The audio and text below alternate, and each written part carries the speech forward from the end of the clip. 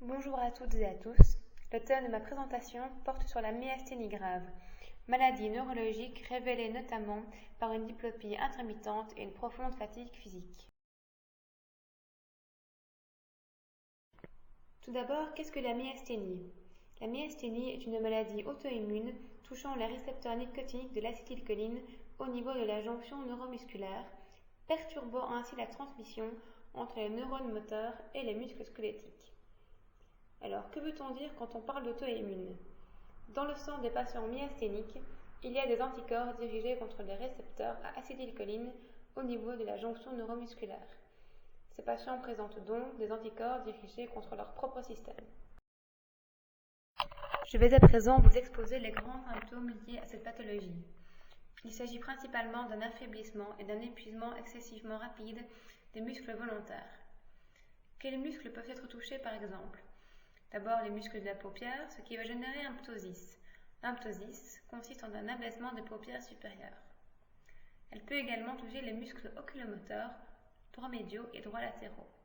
Cela va générer une diplopie horizontale intermittente. Mais qu'est-ce que la diplopie? Il s'agit d'une vision double liée à une mauvaise coordination des muscles abducteurs et adducteurs du globe oculaire. Comment le médecin peut-il vite s'en rendre compte? Il faut demander au patient de fixer un objet immobile. Cela va renforcer le symptôme. Je reviendrai sur la diplopie plus loin dans ma présentation. En effet, pour bien expliquer les symptômes, il est nécessaire que je décortique la pathologie dans son ensemble. Pour ce faire, je vais confronter la situation physiologique à la pathologique liée à la myasthénie. Commençons par parler de l'organisme sain. Nous avons des neurones moteurs cholinergiques dans lesquels sont stockés de l'acétylcholine dans des vésicules au niveau présynaptique. Quand soudain arrive le potentiel d'action ou un flux nerveux, ce qui va provoquer la libération de l'acétylcholine dans la fente neuromusculaire. L'acétylcholine ainsi libérée va se fixer sur les récepteurs nicotiniques des muscles striés volontaires, provoquant ainsi leur contraction. Mais que va-t-il se passer en cas de myasthénie grave? Les anticorps dirigés contre les récepteurs nicotiniques des muscles striés vont provoquer une réponse immunitaire, faisant chuter le nombre de récepteurs nicotiniques. L'acétylcholine libérée ne pourra alors pas lier suffisamment de récepteurs, provoquant ainsi une baisse de l'efficacité de la transmission synaptique. Ainsi, il n'y aura plus de dépolarisation au niveau musculaire, donc plus de contraction, ce qui va générer une faiblesse. Comme dit précédemment, je vais maintenant revenir sur l'explication de la diplopie horizontale. Dans le regard droit horizontal, les mouvements conjugués des deux yeux sont assurés par deux muscles oculomoteurs. Le droit latéral ou externe, innervé par le nerf 4, est abducteur du globe oculaire, tandis que le droit médial ou interne, innervé par le nerf 3, va avoir un rôle d'adduction du globe oculaire. Quand un individu est atteint de myasthénie, ses muscles droits médiaux et latéraux seront dysfonctionnels, et dès lors leur coordination ne sera plus bonne. La conséquence de cela est qu'un même objet ne pourra se projeter sur les régions homonymes des deux rétines. Le parallélisme sera ainsi perdu et le patient présentera une vision double ou diplopie. Dès lors, que peut-on faire pour ces patients? On va leur proposer de la pyridoximine. Il s'agit d'un inhibiteur de l'acétylcholine estérase. Par inhibiteur, je veux dire qu'il bloque son action. Alors, qu'est-ce que l'acétylcholine estérase?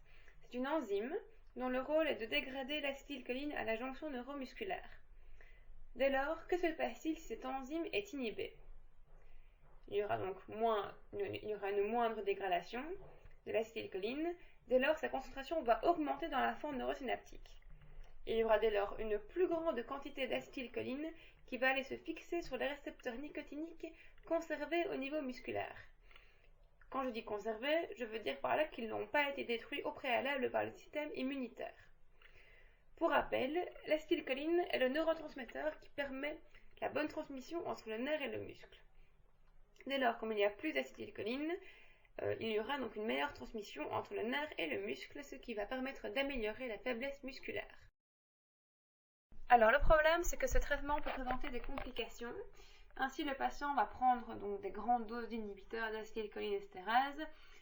Dès lors, il va y avoir une forme d'excès d'acétylcholine dans la fente synaptique qui va aller se fixer sur des récepteurs non pas nicotiniques mais muscariniques. Alors la conséquence de cela, c'est que le patient va présenter une possibilité de développer des symptômes muscariniques tels que bradycardie ou malaise vagal. Pour rappel, la bradycardie consiste en un trouble du rythme cardiaque qui va être trop bas par rapport au rythme cardiaque normal. Et le malaise vagal, eh bien, c'est une forme de malaise qui fait suite à la stimulation du nerf vague et qui va se traduire par une perte de connaissance, mais aussi par une perte de la tension musculaire permettant de se tenir debout. Suite à ces symptômes néfastes, il apparaît donc nécessaire de bloquer les récepteurs muscariniques. Comment faire? Par prise d'atropine sulfatée. Mais quelle sera l'action de cette atropine sulfatée? Elle va avoir une action essentiellement anticholinergique, dès lors va bloquer les récepteurs musculaires à acétylcholine, et la réponse sympathique va lutter contre les symptômes muscariniques. Donc, in fine, l'atropine va bloquer les récepteurs muscariniques.